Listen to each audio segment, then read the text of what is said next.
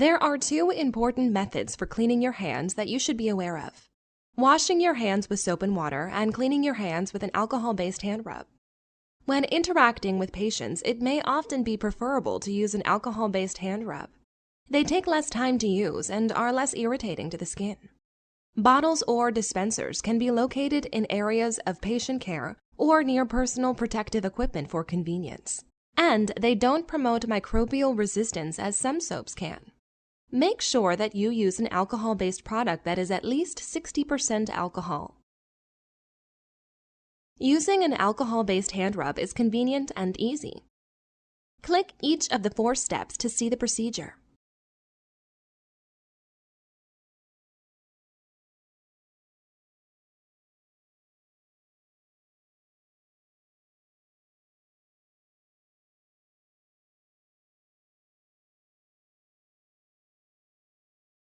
Now that we've talked about alcohol-based hand rubs, you're probably wondering if there are situations where it's necessary to wash your hands specifically with soap and water.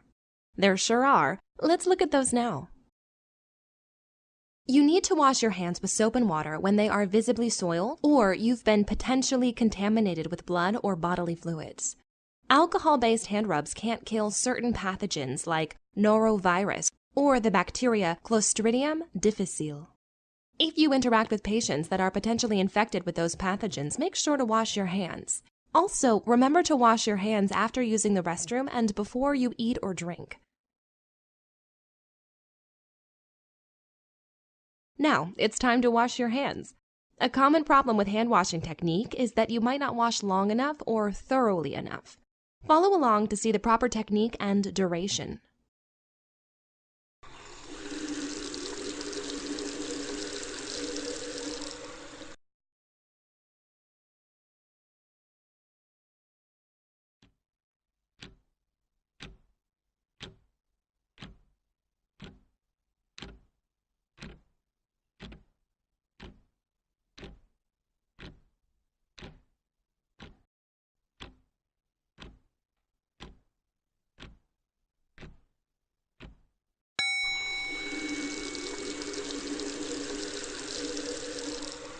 Excellent. Your hands are now clean. In the next chapter, we'll explore the 5 critical moments for hand hygiene that occur when you are interacting with patients.